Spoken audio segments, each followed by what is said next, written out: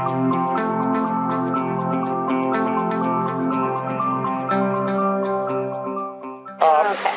how are you? Hi.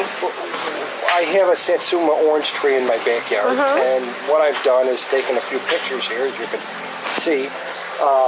The bottom leaves seem to be nice and green and full and bright. Okay. And I've been using that on it. Okay. As you directed.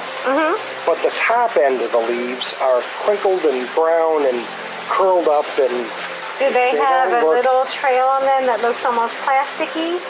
Yeah. Okay. They don't look healthy at all. Bottom looks pretty good. Top, it's growing like crazy. It did not blossom this year. I got no oranges this year. Last year it went bananas. I got oranges everywhere. And it's a little tree. I'll tell you a few different this things. Year, nothing.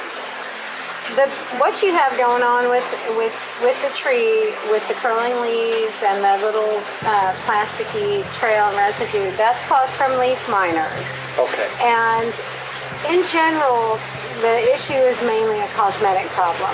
Now, if your tree's young and if it looks sickly otherwise, other than they seem to like the younger leaves, but not always. Sometimes they'll affect other, other leaves on the plant. The new sprouts at the top seem to be affected worse. Right.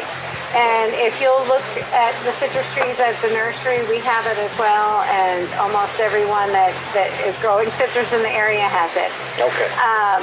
The time to treat for the leaf miners is at the very beginning of spring, very end of winter.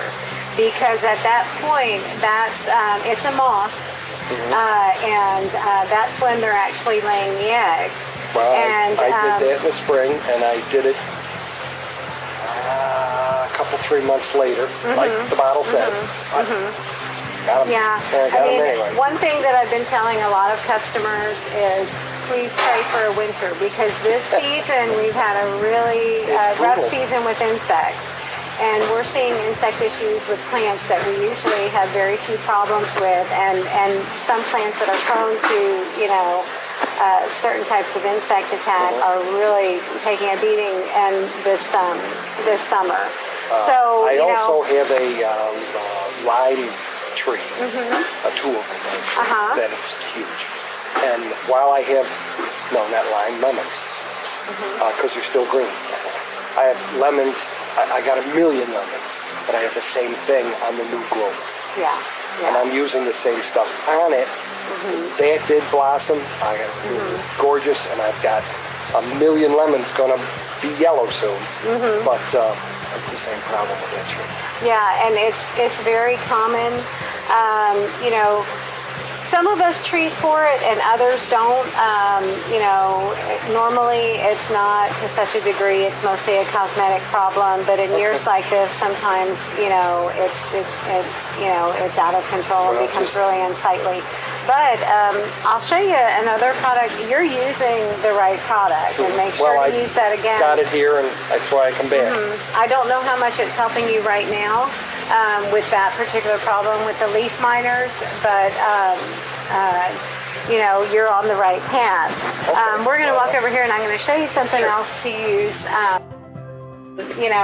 John Panzarella is an expert on citrus, and he comes to talk to us at the very end of winter every year. I think I came to one of his things, little seminars he gives, and that's I learned a lot, and I bought a tree, and I'm doing my best to keep it alive. But in just talking to customers and taking an informal survey, people are having pretty low production in citrus this year.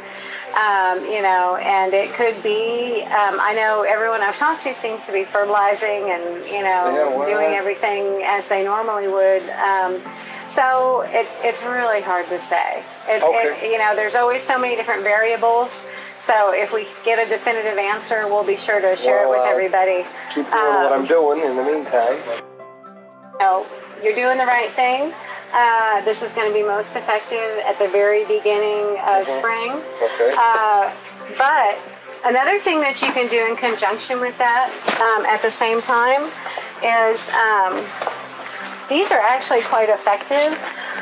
These are traps that you can hang by the citrus trees, and as the moths are flying, rather than lay their eggs on your plant, this will lure them in and trap them.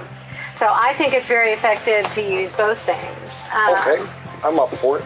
So, like I say, I have some friends in Florida that have a number of orange trees, and this is where I got the idea. They've got oranges just by the billions, and I fell in love with the idea. So I'm trying to. Would having 2 trees so they can cross-pollinate be better? I don't think so.